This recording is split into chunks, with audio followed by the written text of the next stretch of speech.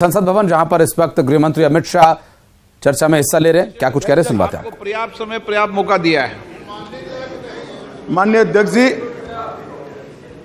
आज विपक्ष के सदस्य श्री गौरव गोगाई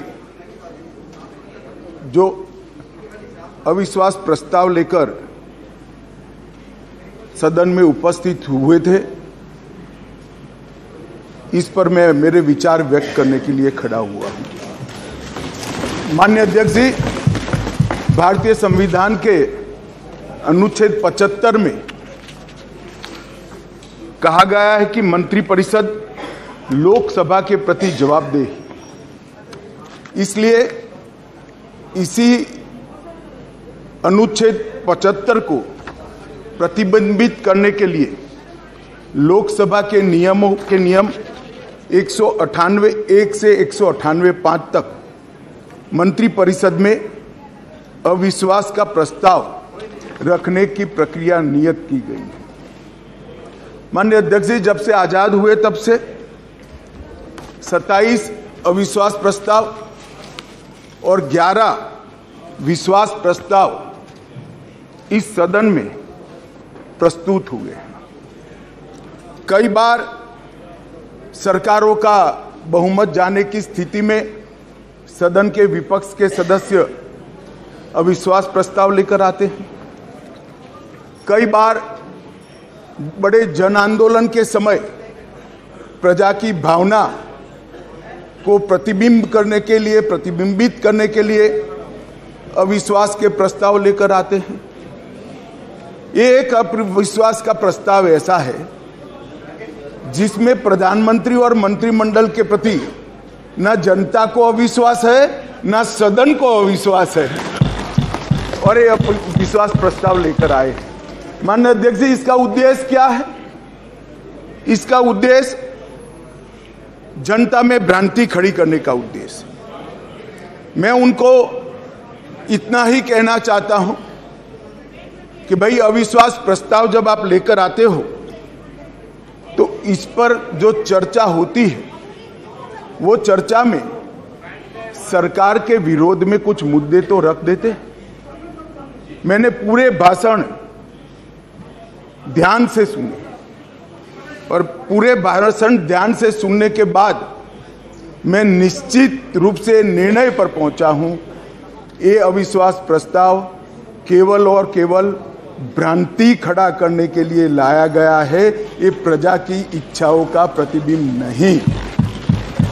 अल्पमत का तो सवाल ही नहीं है।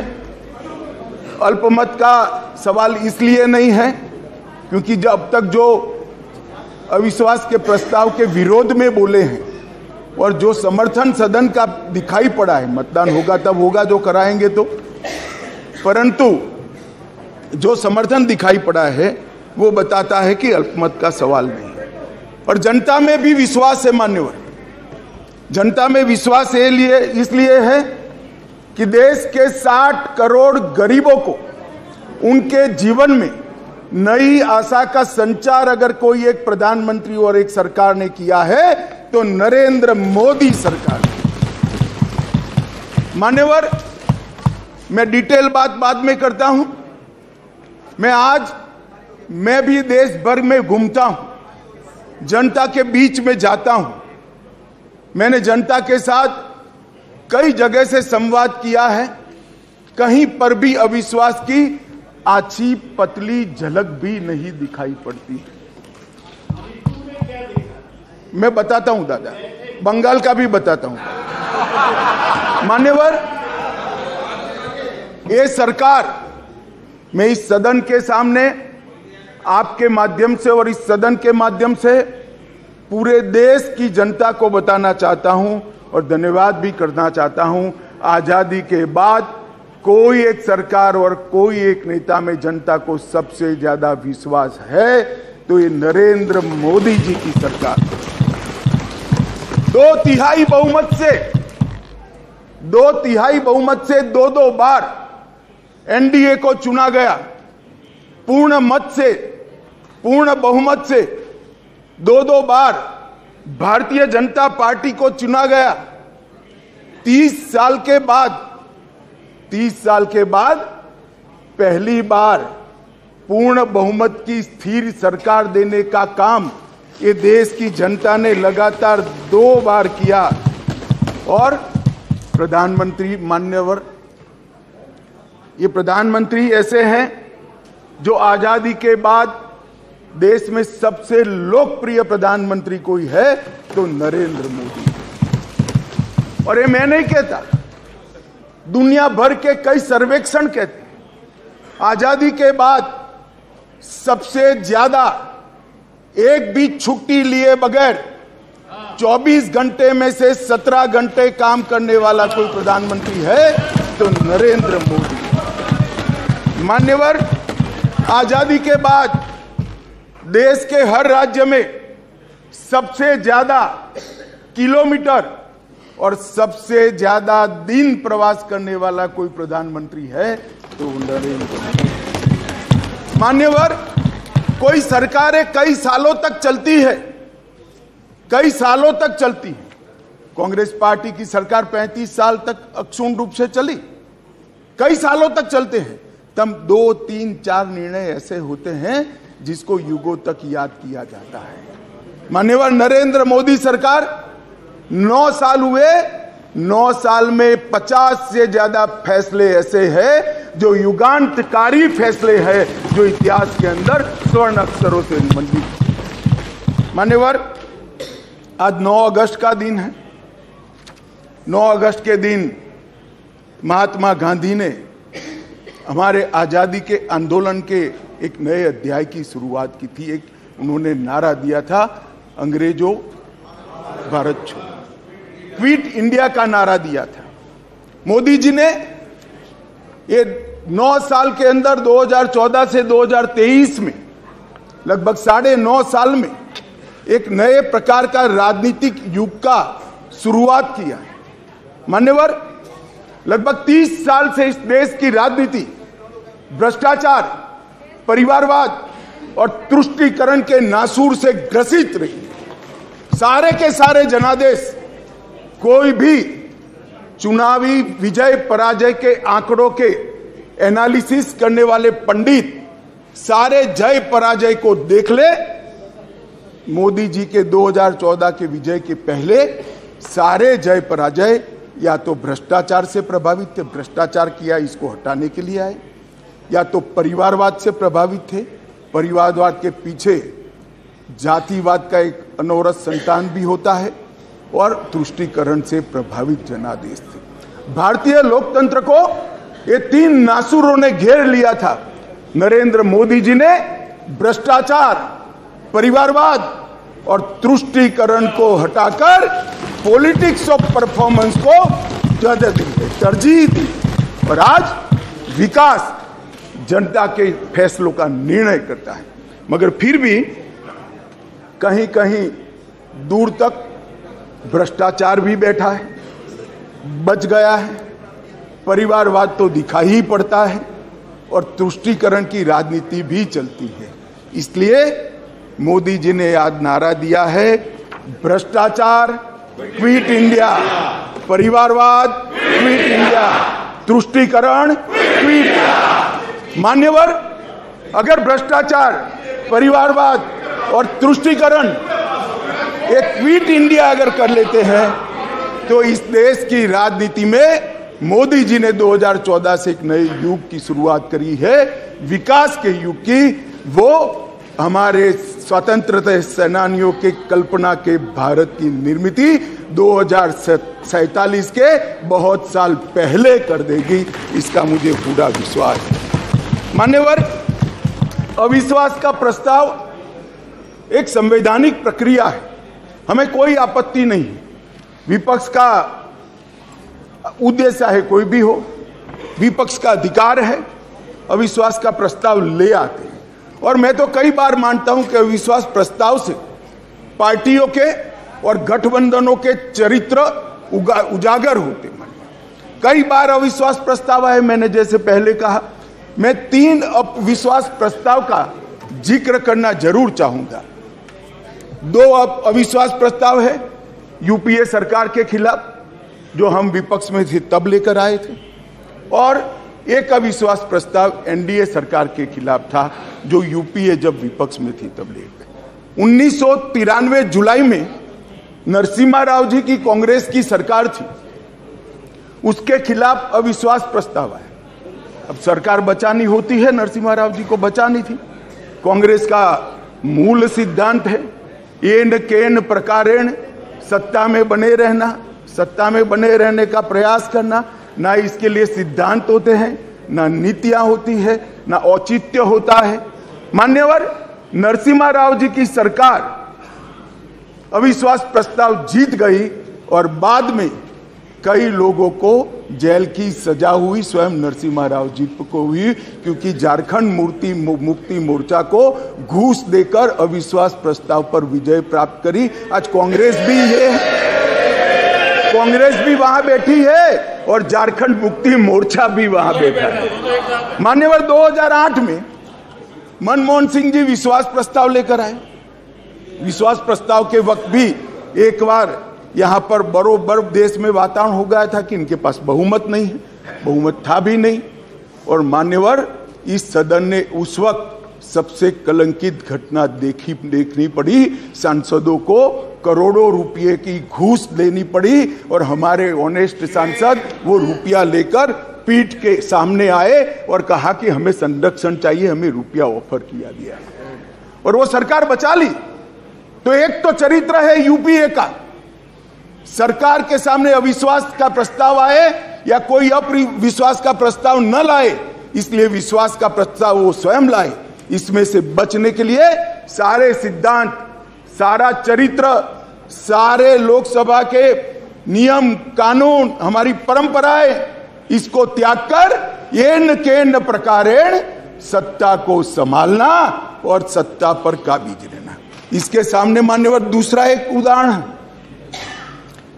1999 में अटल जी की सरकार थी और अविश्वास प्रस्ताव आया। मान्यवर, ये जो कांग्रेस ने किया वो हम कर सकते थे, क्योंकि 93 में नरसिम्हा राव जी ने देश के सार्वजनिक जीवन को एक एग्जाम्पल पूरा कर दिया था कि सरकार ऐसे भी बचाई जा सकती है, करोड़ों रुपया देकर भी बचाई जा सकती है। हम भी कर सकते थे, मगर हमने नहीं किया। मान्यवर, हमने नहीं किया। हमने हमारी बात रखी। देश के प्रधानमंत्री अटल जी ने इसी सीट पर बैठकर अपनी बात रखी संसदों के सामने और जो कहा कि संसद का जो फैसला है मैं सर पर चढ़ाऊंगा, हमें कोई आपत्ति नहीं। मान्यवर, सिर्फ एक वोट से सरकार गई, सिर्फ एक वोट से। क्या हम यूपीए और कांग्रेस की तरह बचा नहीं सकते थे? बचा सकते थे, मगर मैंने कहा ना कि कई बार संकट के समय गठबंधनों और पार्टियों का चरित्र उजागर होता है। यूपीए का चरित्र सत्ता बचाने के लिए भ्रष्टाचार करने का चरित्र है और भारतीय जनता पार्टी और एनडीए का चरित्र सिद्धांतों के लिए राजनीति करने का चरित्र है। मान्यवर, उस वक्त मुझे ठीक याद है, मैं संसद में नहीं था, सदस्य नहीं था, बहुत सारे सीनियर सदस्य होंगे उस वक्त। मान्यवर, एक ही वोट का फर्क था और अंत में गिरधर गोमांग के वोट को हमारे उड़ीसा के पूर्व मुख्यमंत्री उस वक्त मुख्यमंत्री से शपथ ले चुके थे और वोट डालने आए थे। वो वोट को वैलिड गिनना या न गिनना, मगर मान्यवर, आप जिस आसन पर बैठे हो इसकी भी गरिमा का एनडीए ने पालन किया था। हमने कोई दबाव नहीं बनाया। एक वोट हमारे विरुद्ध में गया, हमारी सरकार चली गई। मगर आज मैं फिर से कहना चाहता हूं गौरव गोगोई जी को, मगर जनता है जो सब देखती है, जनता है जो सब जानती है। एक वोट से हमारी सरकार गई, एक वोट से हमारी सरकार जरूर गई, परंतु अंत में क्या हुआ? बहुत बड़े बहुमत के साथ अटल जी फिर से देश के प्रधानमंत्री। मान्यवर, हमारे एनडीए का कुंभा मोदी जी के नेतृत्व में, भारतीय जनता पार्टी मोदी जी के नेतृत्व में हम देश में सिद्धांतों की राजनीति को प्रस्तावित करने के लिए राजनीति में है। येन केन प्रकारेण सत्ता को बचाने के लिए राजनीति के अंदर नहीं है। और ये दो चरित्र आज इस विश्वास प्रस्ताव पर की चर्चा के माध्यम से मैं 130 करोड़ की जनता को याद कराना चाहता हूं। एक और करोड़ों रुपया खर्च कर बहुमत खरीदने वाले लोग बैठे हैं और एक बार सिद्धांत के लिए सत्ता छोड़ने वाले लोग बैठे हैं। जनता, देश की जनता ने मान्यवर, अरे शुरुआत है, धैर्य रखो, काफी सुनना पड़ेगा। सुरेश जी, ये तो ट्रेलर है, अभी ट्रेलर है। मान्यवर, अभी बात निकली गरीब कल्याण की। हमारी साथी मंत्री अनुप्रिया जी गरीब कल्याण के सारी बातें बता रही थी। मान्यवर, गरीबी हटाओ का नारा दिया, सालों तक गरीबी हटाओ के नारे के आधार पर देश की भोली भाली गरीब जनता का विश्वास प्राप्त किया और वोट लेते रहे, जीतते रहे, गरीबी जस की तस रह गई। नरेंद्र मोदी जी ने कोई बड़े बड़े वादे नहीं किए, परंतु नरेंद्र मोदी जी के जहन में गरीबी का डंक भी था, दंश भी था, क्योंकि वो स्वयं गरीब के घर से आकर इस सबसे बड़ी पंचायत में आए थे। इन्होंने गरीब कल्याण के लिए मान्यवर,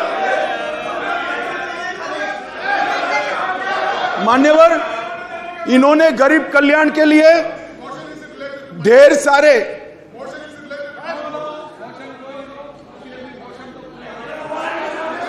मान्यवर सुरेश जी इतने सीनियर मेंबर है, उनको अविश्वास प्रस्ताव का कैरेक्टर मालूम नहीं है। आप जब अविश्वास प्रस्ताव लेकर आते हो तो सरकार के समग्र कामकाज पर क्वेश्चन मार्क करते हो, और क्योंकि ये क्वेश्चन मार्क पॉलिटिकली मोटिवेटेड है, इसलिए मुझे सरकार के परफॉर्मेंस की चर्चा करनी पड़ेगी। मान्यवर, इस देश के करोड़ों गरीबों के नसीब में जब तक मोदी जी प्रधानमंत्री नहीं बने, धुएं से भरा हुआ घर था।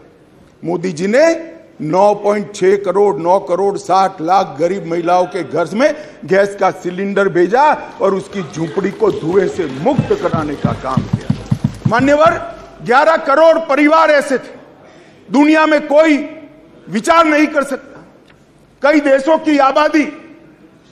की आबादी 11 करोड़ से आधी भी नहीं है, 5वें हिस्से की भी नहीं है, परंतु 11 करोड़ परिवार ऐसे थे जिनके पास मान्यवर शौचालय नहीं था। हर रोज वो घर की महिलाएं आहत होती थी। मान्यवर, इनका दर्द 55 सालों तक ये यूपीए कांग्रेस ने नहीं जाना। नरेंद्र मोदी जी प्रधानमंत्री बने और 9 साल के अंदर 11 करोड़ 72 लाख परिवारों को शौचालय देने का काम।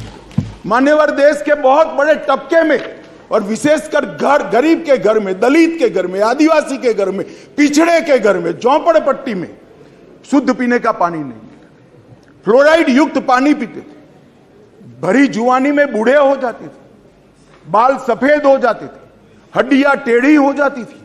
मान्यवर, मोदी जी ने हर घर नल के माध्यम से 12.65 लाख करोड़, मतलब 12 करोड़ 65 लाख घरों में जल से नल पहुंचाने का काम समाप्त। मान्यवर, ये हमेशा बोलते हैं, अभी भी चुनाव में कहते हैं कि हम किसानों का कर्ज माफ करेंगे, किसानों का कर्ज माफ करेंगे। मान्यवर, मैं पूछना चाहता हूं, 10 साल में कितना कर्ज माफ करा भाई? 4 से 14 तक आप 10 साल रहे, कितना मार्च करा? 70,000 करोड़, ठीक है ना, 70,000 करोड़। इसमें से भी 35,000 करोड़ तो नीचे बाकी रह गया है, मगर चलो मान ही ले कि 70,000 करोड़ किया। हम किसी का कर्ज माफ करने में विश्वास नहीं करते हैं, उसको कर्ज ही न लेना पड़े, ऐसी व्यवस्था। मान्यवर, इस देश के 14.5 करोड़ किसानों को 2,40,000 करोड़ रुपया इसके बैंक अकाउंट में डाला। अब देश के किसान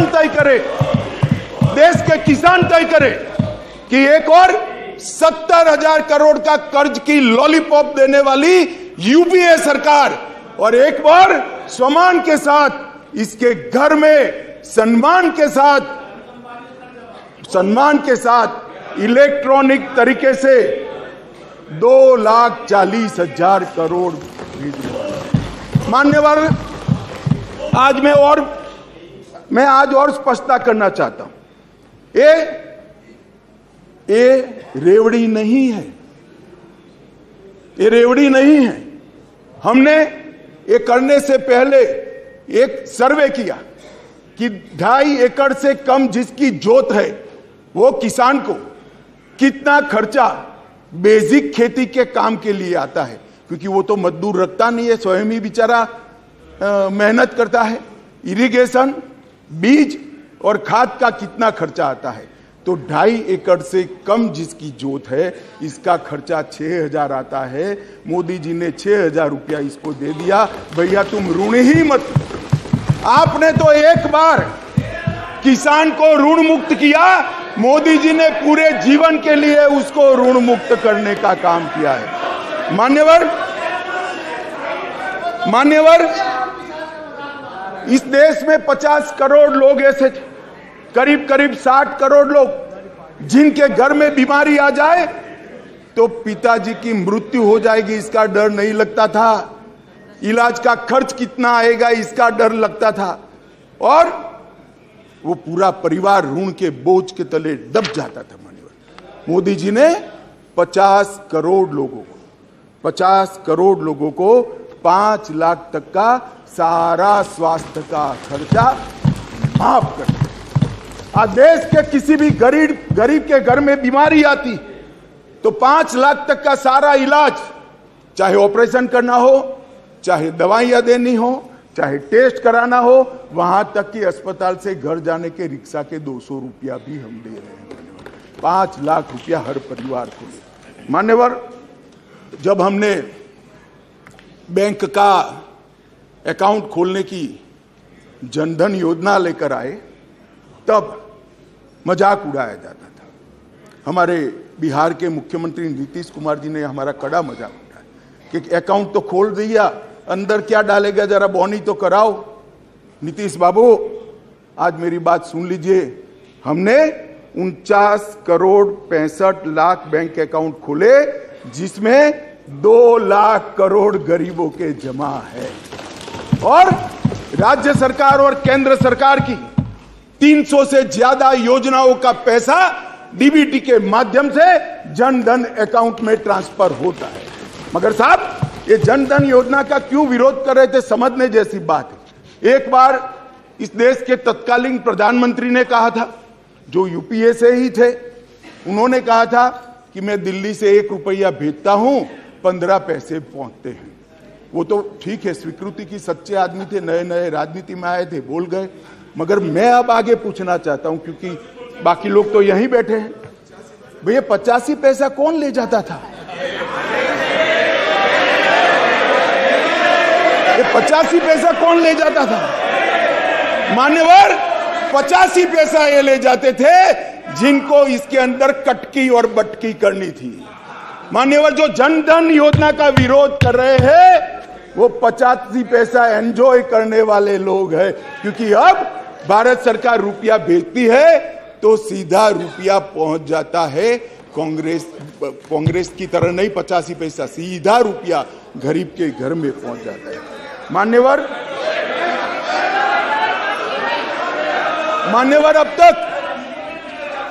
अब तक जनधन योजना, भाई आप योजना तो बनाते हो, करते नहीं हो।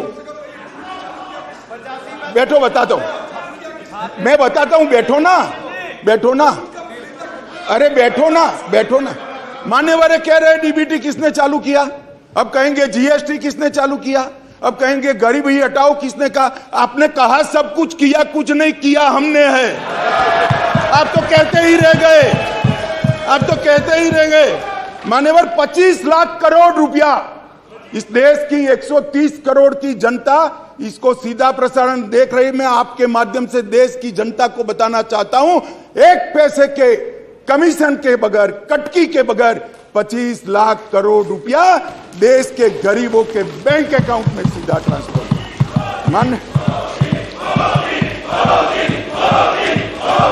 मान्यवर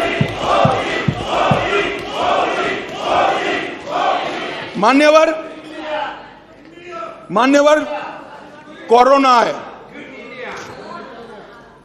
मान्यवर कोरोना है। मोदी जी ने शुरुआत की पक्षापक्षी से ऊपर उठकर संघ भावना से।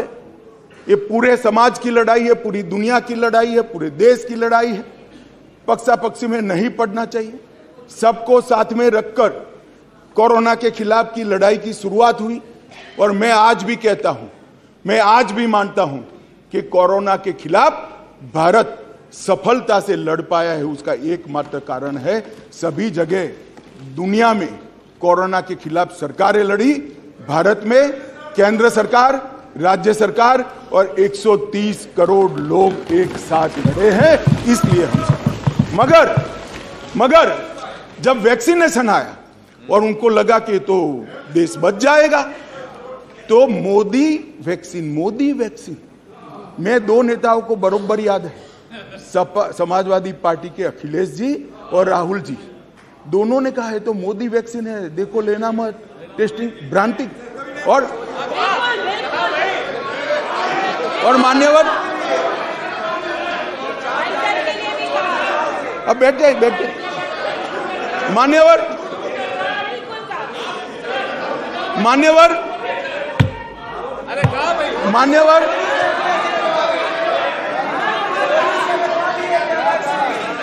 मान्यवर जनता ने वैक्सीन लेना शुरू किया। मोदी सरकार ने चाय पिलाकर वैक्सीन दी, फ्री ऑफ कॉस्ट वैक्सीन दी, पहला डोज दिया, दूसरा डोज दिया और 130 करोड़ लोगों को दोनों डोज लगाकर कोरोना से बचाने का था। मान्यवर, इसके साथ साथ उस वक्त रोजगारी के प्रश्न खड़े हुए, लॉकडाउन का भी विरोध किया गया। मान्यवर, लॉकडाउन का भी विरोध किया गया।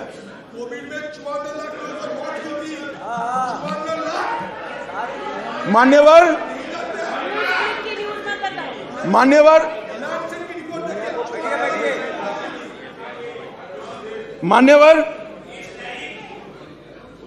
सबने कहा कि लॉकडाउन लगाओगे तो गरीब क्या खाए। हमारे सामने दो रास्ते थे, लॉकडाउन न लगाना और पूरे देश की जनता कोरोना में फंस जाए, लाखों करोड़ों लोगों की मृत्यु हो। लॉकडाउन भी लगाया, उसको भूखा भी नहीं रखा। मान्यवर, 80 करोड़ लोगों को प्रति व्यक्ति प्रति माह 5 किलो अनाज ये लॉकडाउन के समय में हमने गरीब के घर में पहुंचाया और उसका चूल्हा चला करा। और वो आज भी चल रहा है, आज भी चल रहा है। भाई, अविश्वास प्रधानमंत्री में और मंत्रिमंडल में अविश्वास आपको हो सकता है, देश के गरीब को, देश की जनता को नहीं है, क्योंकि उज्ज्वला योजना मोदी जी लाए, हर घर नल मोदी जी ने पहुंचाया, बिजली मोदी जी ने पहुंचाई, पीएम किसान 2.5 लाख करोड़ मोदी जी ने पहुंचाए, 3 करोड़ लोगों को घर दिया, 60 करोड़ लोगों को 5 लाख का स्वास्थ्य का खर्चा दिया, बैंक खाते 49 करोड़ से ज्यादा खुलवाए, डायरेक्ट बेनिफिट ट्रांसफर में 25 लाख करोड़ रुपया भेजा, 80 करोड़ गरीबों को वैक्सीन लगाकर अनाज दिया। अविश्वास आपको है, देश की जनता को अविश्वास नहीं है, वो मोदी जी के साथ। मान्यवर,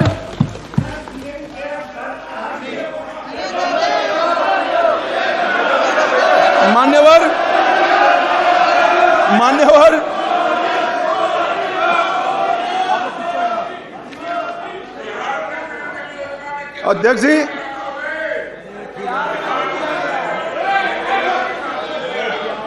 अध्यक्ष जी,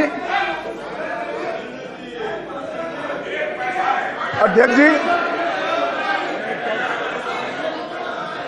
अध्यक्ष जी, इस सदन में एक ऐसे नेता है, अरे यार सुनो ना, इस सदन में एक ऐसे नेता है जिनको आज तक 13 बार राजनीति में लॉन्च किया गया है। और 13 ही बार फेल गए। उनका एक लॉन्चिंग मैंने देखा है, उनका एक लॉन्चिंग यहां सदन में हुआ था। एक गरीब मां कलावती या ऐसा कुछ नाम था, कलावती, बुंदेलखंड की बहन कलावती, उसके घर वो नेता भोजन करने गए और यहीं पीछे बैठकर गरीबी का बड़ा दारुण वर्णन, द्रवित हो जाए ऐसा वर्णन कर दिया। ठीक है भाई, अच्छा किया, आप इतने बड़े व्यक्ति होकर गरीब कलावती के घर पर भोजन पर गए, उसका भोजन कर लिया और इसकी वेदना को यहां वाचा दे दी। मगर बाद में इनकी सरकार 6 साल चली। मैं पूछना चाहता हूं वो कलावती का क्या करा? वो कलावती को घर, बिजली, गैस, शौचालय, अनाज, स्वास्थ्य, ये सब देने का काम नरेंद्र मोदी ने किया।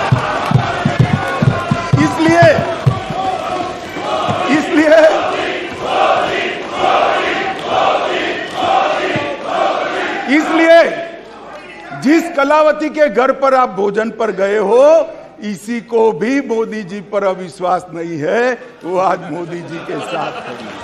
मान्यवर, राष्ट्रीय पिछड़ा वर्ग आयोग बनाया, पिछड़ा वर्ग को संवैधानिक मान्यता दी, आर्थिक रूप से कमजोर लोगों को 10% का रिजर्वेशन इतने सालों के बाद पहली बार मिला और 2 बार राष्ट्रपति बनाने का उम्मीदवार चयनित करने का हमें मौका मिला। सत्ताधारी पार्टी एनडीए ने, बीजेपी ने एक बार दलित और एक बार आदिवासी भारत में प्रथम बार। एक गरीबों के लिए काम करने वाली ये सरकार है। नरेंद्र मोदी जी ने गरीब कल्याण का जो यज्ञ चलाया है, इससे गरीब के घर में जाते हैं तो वो दिन मित्र कर नरेंद्र मोदी को बुलाते हैं।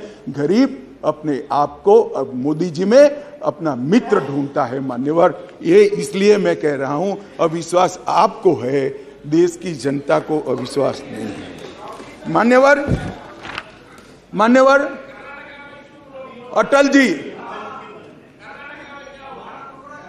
अटल जी इस देश को 11वीं अर्थव्यवस्था छोड़कर गए।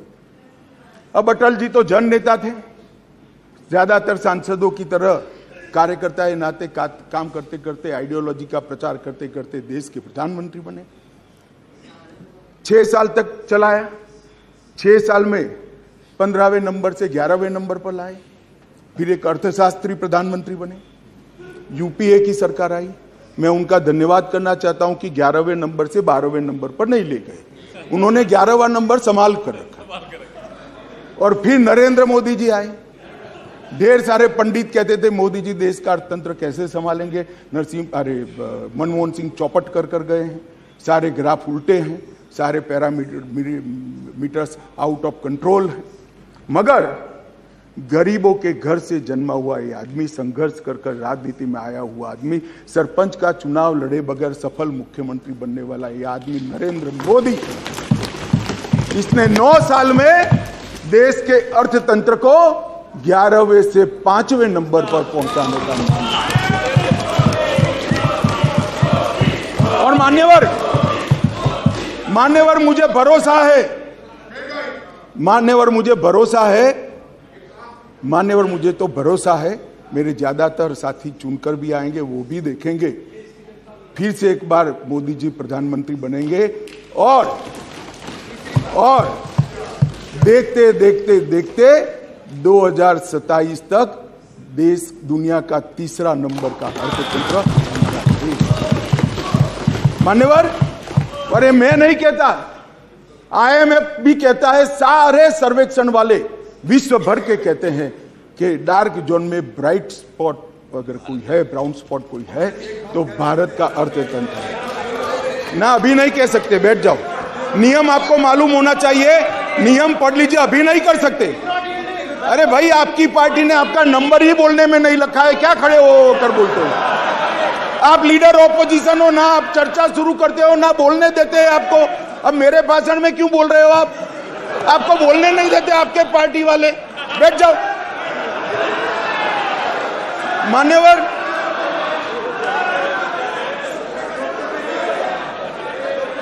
मान्यवर, आने वाले दिनों में, मान्यवर, आने वाले सालों में और आने वाले दशकों में दुनिया के अर्थतंत्र का, दुनिया भर के अर्थतंत्र के जो महत्वपूर्ण क्षेत्र है वो सब में दूरदर्शितापूर्ण फैसले लेकर मोदी जी ने सटीक नीतियां बनाकर भारत को इसके अंदर एक फाउंडेशन डालने का काम समाप्त कर दिया। चाहे ग्रीन हाइड्रोजन हो, चाहे इलेक्ट्रिकल व्हीकल हो, चाहे अंतरिक्ष हो, चाहे डिफेंस का प्रोडक्शन हो, चाहे इलेक्ट्रॉनिक आइटम का मैन्युफैक्चरिंग हो, चाहे क्वांटम इंजीनियरिंग के अंदर संवर्धन और R&D करना हो, और चाहे ऑर्गेनिक फूड का बाजार खड़ा करना हो।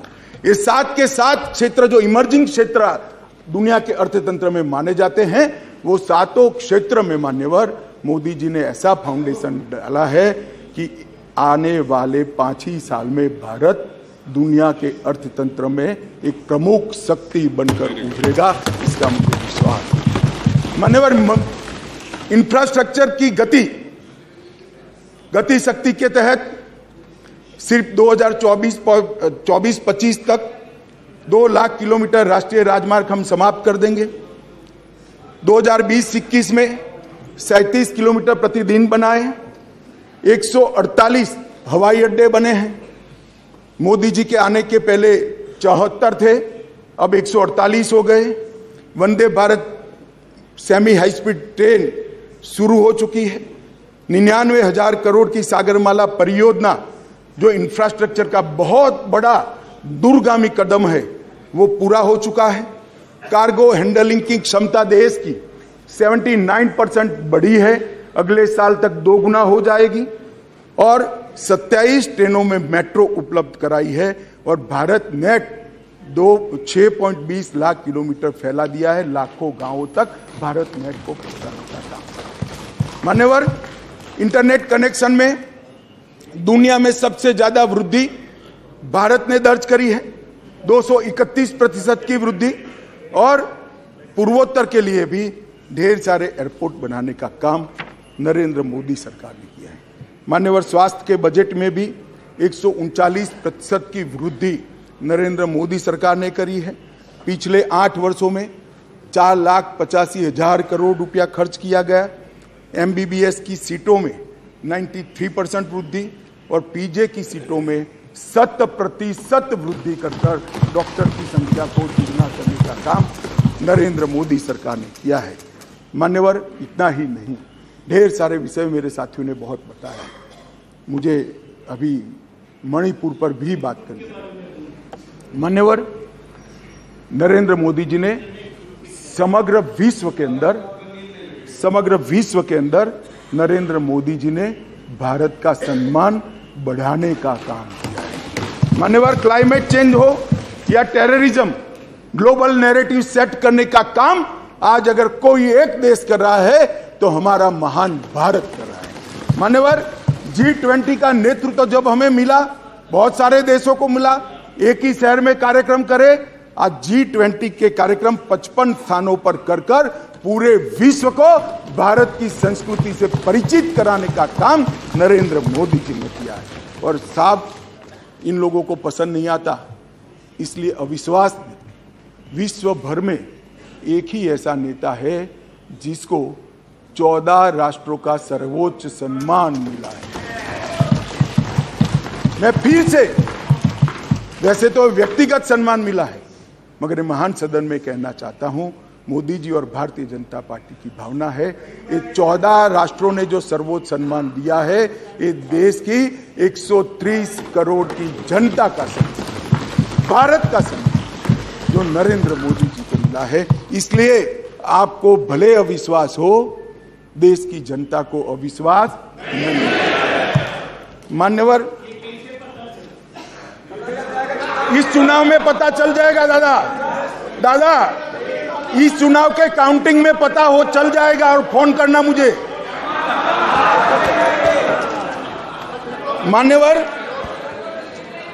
मान्यवर, देश की सुरक्षा, यूपीए की सरकार थी, 2004 से 2014 तक चली, आए दिन आतंकवादी घुस जाते थे, आलिया मालिया जमालिया घुसते थे और जवानों के सर काट कर ले जाते थे।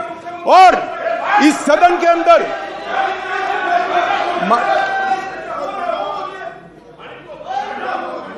थक जाएगा, तुम मत बोलो, वो थक जाएगा, मैं नहीं थकूं। मान्यवर, सरहद के उस पार से आतंकवादी घुस जाते थे और जवानों के सर काट कर ले जाते थे। कोई जवाब नहीं देता था। 2 बार पाकिस्तान ने हिमाकत की, एक बार सर्जिकल स्ट्राइक और एयर स्ट्राइक, दूसरी बार एयर स्ट्राइक कर पाकिस्तान के घर में घुसकर आतंकवादियों का खात्मा करने का काम नरेंद्र मोदी। श्रीमान राजनाथ जी यहां बैठे, सीडीएस का मसला, यह भी आपका सोच था, इंप्लीमेंट हमने किया। सीडीएस का मसला कब का लटक रहा था, भटका रहा था। मोदी जी ने सीडीएस का फैसला किया, राजनाथ जी ने सभी को विश्वास में लेकर उसको पार उतारा। 2016 में सर्जिकल स्ट्राइक और एयर स्ट्राइक किया और खरीदी के अंदर, डिफेंस के अंदर जिस प्रकार के परिवर्तन हुए मान्यवर, मैं आपको बताता हूं, जितने भी घोटाले, मैं बाद में घोटाले बताता हूं यूपीए के, जितने भी घोटाले हुए हैं, इसमें सबसे ज्यादा करप्शन रक्षा की खरीदी में हुआ। मगर मोदी जी के नेतृत्व में हमारे रक्षा मंत्री जी ने 4100 आइटमों को इंपोर्ट की नेगेटिव लिस्ट में डालकर यहां उत्पादन किया। और आत्मनिर्भर भारत की रचना कैसी होती है, इसकी नींव कैसे डाली जा सकती है, डिफेंस जैसे अति टेक्नोलॉजी वाले और स्पर्धात्मक क्षेत्र में इसको कर नरेंद्र मोदी जी ने आज भारत का रक्षा उत्पादन न केवल भारत, कई देशों के लिए आकर्षण का केंद्र बना है और भारत एक रक्षा के उत्पादन का प्रमुख केंद्र बना है। उत्तर प्रदेश और तमिलनाडु के अंदर 2 डिफेंस कॉरिडोर बनाए गए मान्यवर, और 22-23 में 16,000 करोड़ से ज्यादा का निकास किया गया, निर्यात किया गया। ये आंकड़ा लाखों करोड़ों में जाने वाला है मान्यवर। 4 दशकों से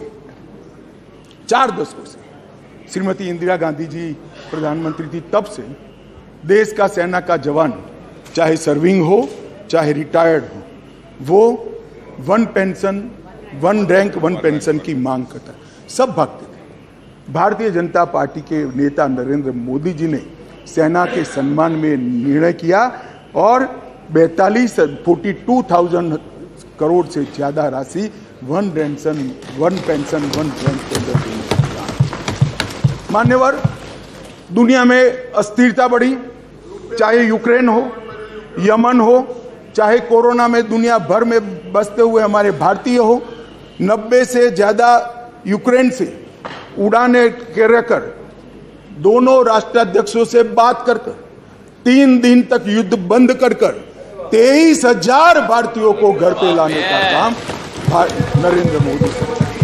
ऑपरेशन राहत 5,000 भारतीय और 2,000 विदेशी नागरिकों को वहां से यमन से निकाला और 2 लाख उड़ानों के माध्यम से 2.97 लाख मतलब 3 करोड़ करीब यात्रियों को सकुशल कोरोना के वक्त वंदे भारत मिशन के तहत वापस लाया। मान्यवर, चीन की सीमा पर हमारी आर्टिलरी न पहुंचे ऐसी स्थिति थी, रोड ही नहीं बनाए थे, नक्शा ही देखते रहते थे। नरेंद्र मोदी जी और राजनाथ जी की टुकड़ी ने सीमा के अंतिम गांव तक, भारत के प्रथम गांव में रोड पहुंचाने का, वाइब्रेंट विलेज के माध्यम से गांव खाली न हो, इसकी चिंता मान्यवर नरेंद्र मोदी जी ने। मान्यवर, किसानों के कल्याण के लिए ढेर सारे काम करें, बजट में 6 गुना वृद्धि करी। जरा सुनो भाई सुरेश, आप लोग 21,900 करोड़ रुपए का छोड़कर गए थे, कितना छोड़कर गए थे भाई? 21,900 करोड़। अब ध्यान से सुनना, 21,900 करोड़ को 6 गुना बढ़ाकर 1,25,000 करोड़ रुपए का बजट नरेंद्र मोदी। मान्यवर, खाद्यान्न के उत्पादन 265 मिलियन टन से बढ़कर 22-23 में 323 मिलियन टन रिकॉर्ड उत्पादन हुआ। प्रधानमंत्री किसान सम्मान योजना में आगे बात कर चुका हूं। 14 करोड़ लोगों को 6,000 रुपया, 2,41,000 करोड़ रुपया। और ये एमएसपी बहुत चिल्लाते रहते हैं।